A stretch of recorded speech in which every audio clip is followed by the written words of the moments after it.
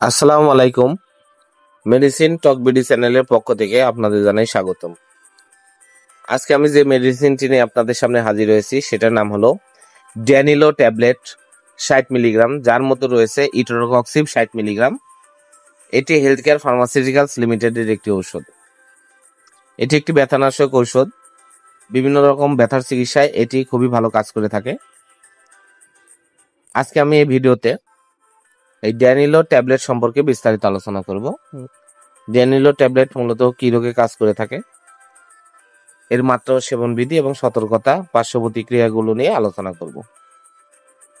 Danilo tablet 60 milligram, যার মধ্যে রয়েছে ইটোরকক্সিব 60 মিলিগ্রাম। এটি সাধারণত যে সকল রোগে কাজ করে সেগুলো হলো osteoarthritis, rheumatoid arthritis, ankylosing spondylitis এবং অ্যাউটিক গাট আর্থাইটিস সহ বিভিন্ন রোগের বেদনাদায়ক এবং জ্বালাপোড়া উপসর্গে এই ড্যানিলো 60 মিলিগ্রাম ট্যাবলেটটি কাজ করে থাকে।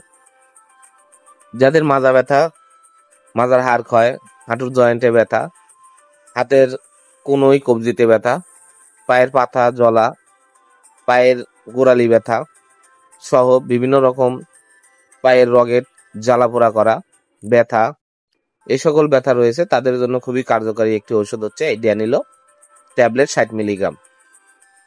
এছাড়া সার্জারি পরবর্তী দাঁতের ব্যথা, স্বল্পমেয়াদী চিকিৎসায় দাঁতের ইনফেকশন জনিত ব্যথা, দাঁতের ক্ষয়, পোকা লাগা, এইসব ব্যথার জন্য এই ড্যানিলো 60 মিলিগ্রাম ট্যাবলেটটি অত্যন্ত কার্যকারী এবং ভালো কাজ করে থাকে।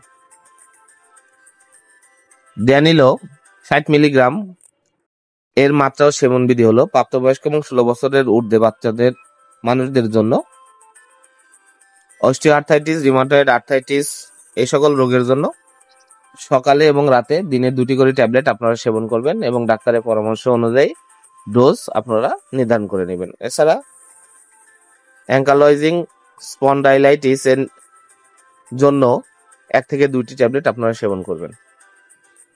অ্যাকুয়েট গাউটি আর্থাইটিস এর জন্য আপনারা দিনে 2টি করে ট্যাবলেট সর্বোচ্চ আপনারা সেবন করতে পারবেন। সার্জারি পরবর্তী দাঁতের ব্যথার জন্য নির্দেশিত মাত্রায় দিনে 2টি ট্যাবলেট আপনারা সেবন করবেন সকালে এবং রাতে। এছাড়া দাঁতের পোকা লাগা, দাঁত ক্ষয়, কোমরে ব্যথা, মাজার হাড় ক্ষয় ব্যথা বা মাজারে জ্বালাপোড়া করা সহ রগে ব্যথা, রগের জ্বালাপোড়া সহ এইসব রোগের জন্য এই ড্যানিলো 60 মিলিগ্রাম ট্যাবলেটটি আপনারা সেবন করতে পারবেন সকালে এবং রাতে ডোজ হিসাবে। যে সকল রোগের এই ড্যানিলো 60 মিলিগ্রাম ট্যাবলেটটির প্রতি অতি সংবেদনশীলতা রয়েছে তাদের ক্ষেত্রে এটি পরিহার করা উচিত এবং এটি অবশ্যই আপনারা সেবন করবেন না। গর্ভাবস্থায় এবং স্তন্যদানকালে ইটোরিক্স, গর্ভাবস্থা এবং স্তন্যদানকালে অবশ্যই আপনারা এই ড্যানিলো 60 মিলিগ্রাম ট্যাবলেটটি সেবন করবেন না। ড্যানিলো যকৃত এবং বৃক্কের অসম কার্যকারিতায় নির্দেশিত নয়। ড্যানিলো শিশু এবং 16 বছরের নিচে কৈশোরদের ক্ষেত্রে এটি নির্দেশিত নয়।